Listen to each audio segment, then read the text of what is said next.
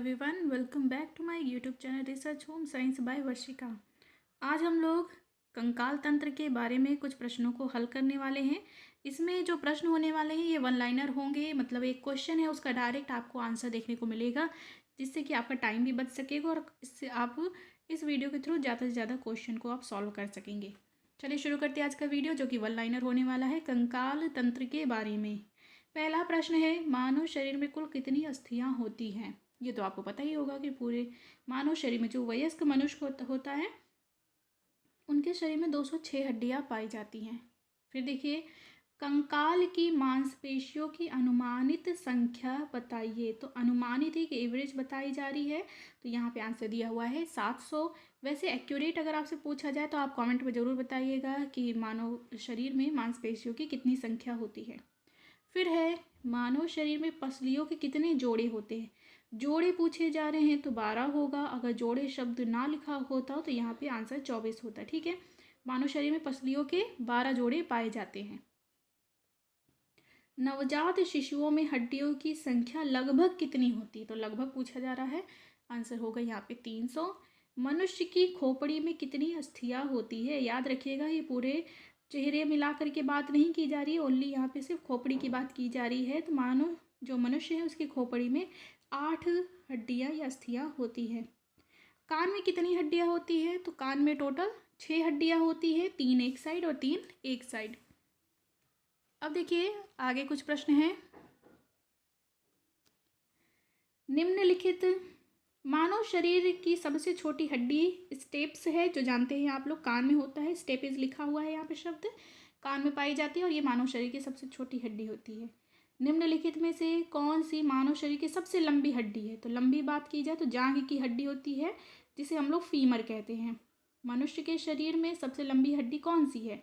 यही नाम पूछ लिया, जिसको हम लोग फीमर कहते हैं। हिंदी में इसे उरु अस्थि कहते हैं। कहाँ पाई जाती है? तो ये जांघ में होती है और ये मनुष्य के शरीर की सबसे लंबी हड्डी होती है। मनुष्य के शरीर में पैर की हड्डी कौन सी होती है? तो सरंध्री होती है। ठीक है, याद रखिए, सरंध्री हड्डियां होती है कहाँ? मनुष्य के पैरों में। नेक्स्ट है, मनुष्य के शरीर में पैर की हड्डी, ये तो कंप्लीट हो गया।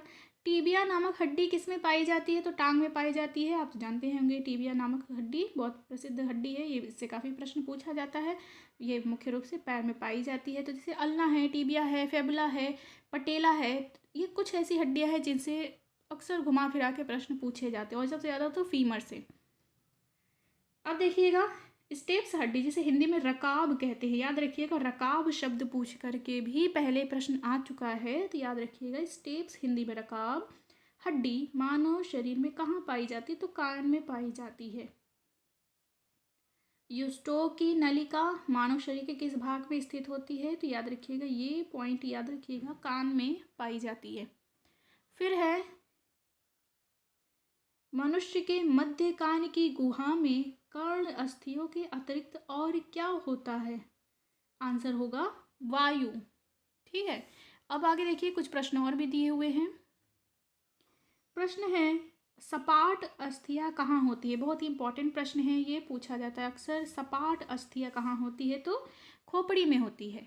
फिर देखिएगा, प्रश्न है, शरीर की सर्वाधिक प्रबल अस्थि कौन सी है? हमारे शरीर की सबसे कठोर, सबसे मजबूत हड्डी कौन सी होती है?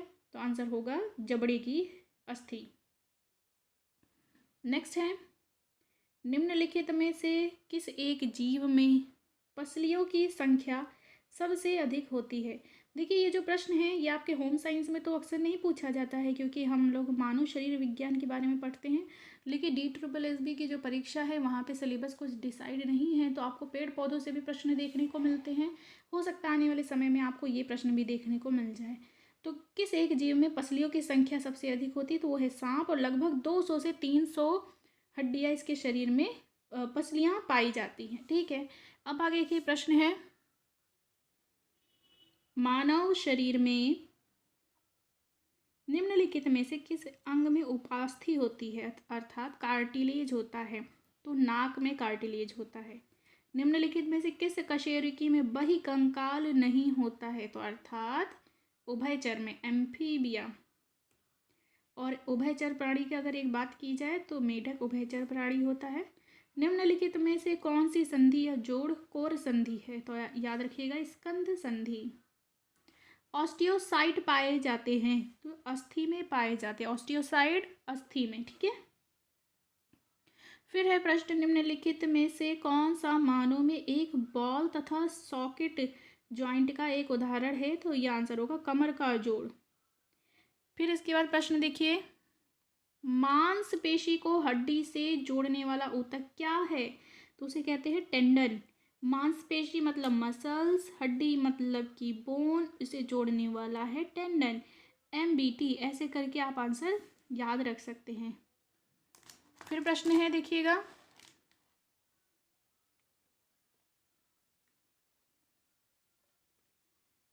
प्रश्न है, दो अस्थियां आपस में एक दूसरे से एक संयोजी ऊतक से जुड़ी रहती, इसे क्या कहते हैं? तो इसे कहते हैं लिगामेंट। कौन? जब दो अस्थियां जुड़ेंगी, अर्थात बोन प्लस बोन, इसे कौन जोड़ेगा? लिगामेंट।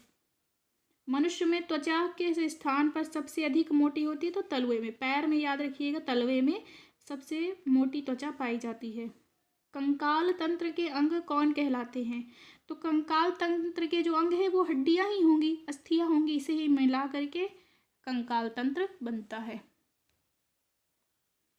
फिर प्रश्न है, कंकाल तंत्र का अध्ययन किन दो भागों में किया जाता है?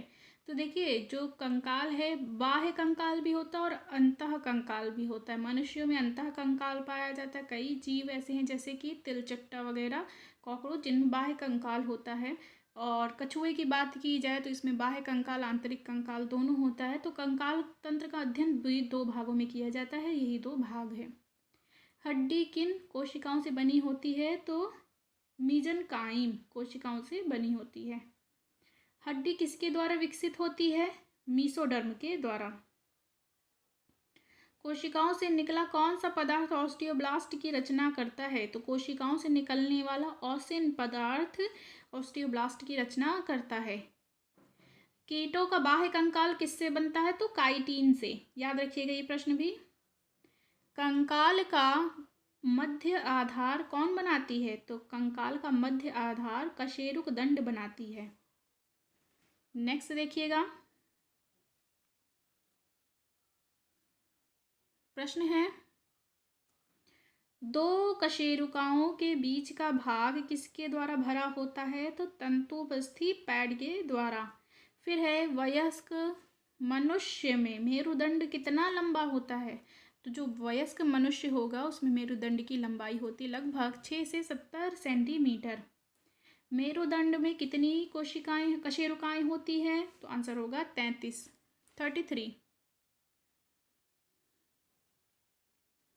फिर प्रश्न देखिएगा,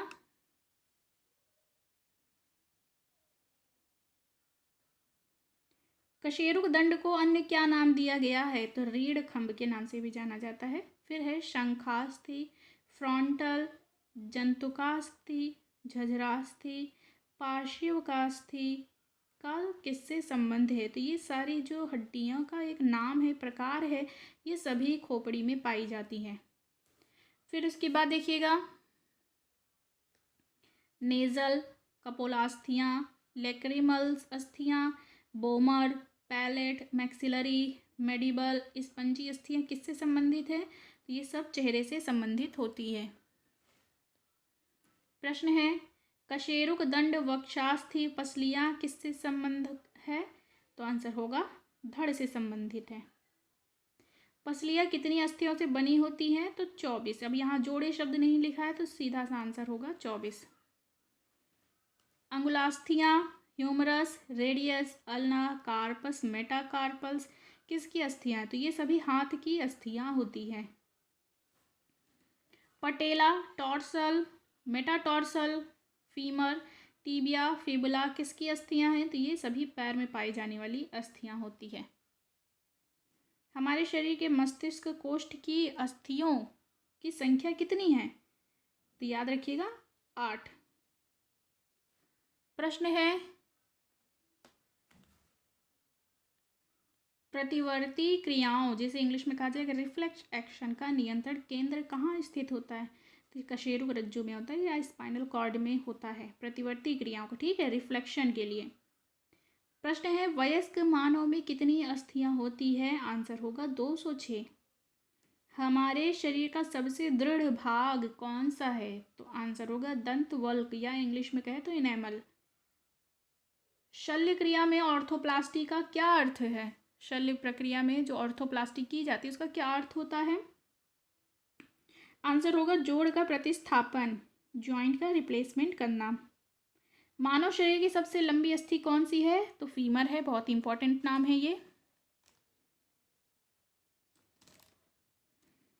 फिर है कशेरुक रज्जु या स्पाइनल कॉर्ड में कितनी जोड़ी तंत्रिकाएं होती हैं? तो 12 जोड़ी तंत्रिकाएं पाई जाती हैं। प्रश्न है मानव शरीर की सबसे मजबूत पेशियां कौन सी है? तो मानव शरीर की सबसे मजबूत पेशियां जबड़ों की पेशियां होती हैं, ठीक है। तो यही तक था आज का वीडियो। उम्मीद है आपको ये वीडियो अच्छा लगा होगा। ऐसे बहुत सारे मानव शरीर से संबंधित वन लाइनर प्रश्न आगे भी आते रहेंगे, तो मेरे चैनल के साथ जुड़े रहिएगा। यहाँ पे आपको होम साइंस की फ्री क्लासेस हमेशा मिलती रहेंगी। आज के लिए इतना ही, अपना ख्याल रखिएगा, धन्यवाद।